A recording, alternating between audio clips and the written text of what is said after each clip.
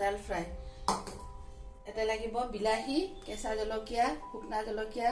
ৰহুন একদম মিহিকে কাটি লৈছো আদা পিয়াজ আৰু বনাম ৰঙালাওৰ আচাৰ ইয়াতে লাগিব পিয়াজ ৰহুন আদা পাঁচফোৰণ আৰু আচাৰৰ তেল কেনেকৈ বনাও আপোনালোকে চাই থাকিবচোন সৰিয়হ তেল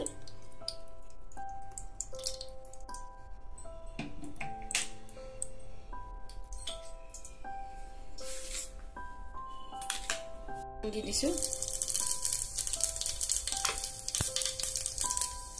তাৰপিছত দিছো ৰহুন আদা আৰু পিয়াজ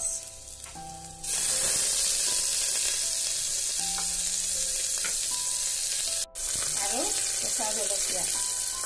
লগতে দিছো শুকনা জলকীয়া অলপ জ্বলা হলে ভাল লাগে খাই আৰু এতিয়া দি দিম দাইলখিনি দি মই 5 মিনিট সময় ভাজি ল'ম ভালকৈ সম্বাদ দিব নালাগে তেতিয়া আৰু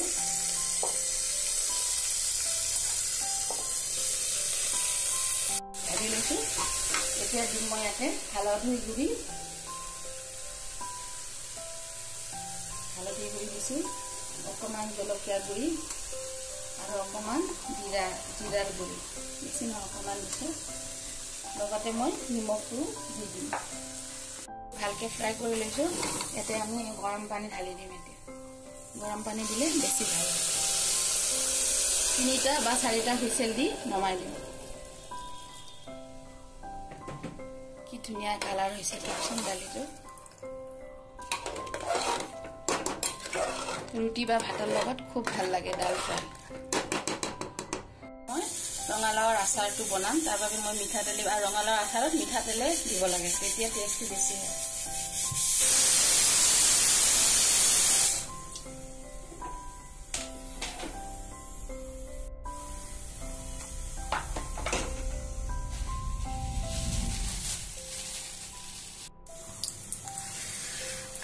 অকণমান ভালকৈ ভাজি ল'ম সেইখিনি বস্তু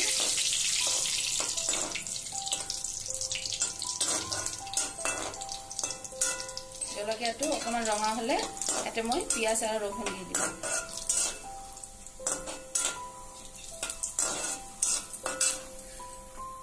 এতিয়া মই ৰহুন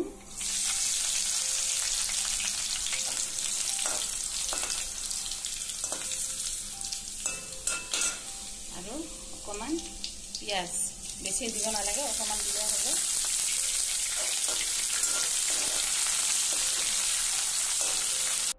ধনিয়াৰ গুড়ি আৰু জলকীয়াৰ গুড়ি আৰু হালধিৰ গুড়ি দিছো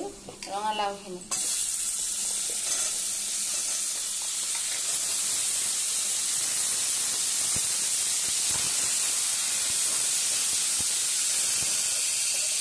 ৰঙালাওটো কুমলীয়া ৰঙালাও ল'ব লাগে বাকলিটো গুচাব নালাগে মই ক'ব পাহৰি গৈছো এতিয়া বেছি টেষ্ট হয় পকা লাওৰো হয় কিন্তু পকা লাওতছে কেঁচা লাওটো বেছি টেষ্ট হয় এতিয়া দিম নিমখ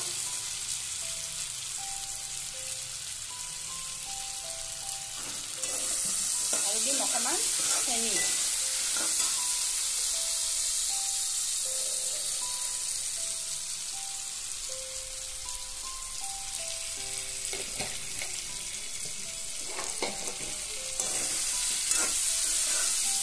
আৰু 4 মিনিট সময় মই ভালকৈ ভাজি তাতে মই আচাৰৰ তেলখিনি দি দিছো মই আমৰ আচাৰ লৈছো আপোনালোকে ইচ্ছা কৰিলে তেতেলীৰ আচাৰো ল'ব পাৰে খাই বহুত টেষ্টি হয় চাওকচোন কি ধুনীয়া আছে কালাৰ আমাৰ ডাল ফ্ৰাই হৈ গৈছে এতিয়া ডাল ফ্ৰাইটোত মই ধনিয়া পাত দিম আপোনালোকে দেখা পাব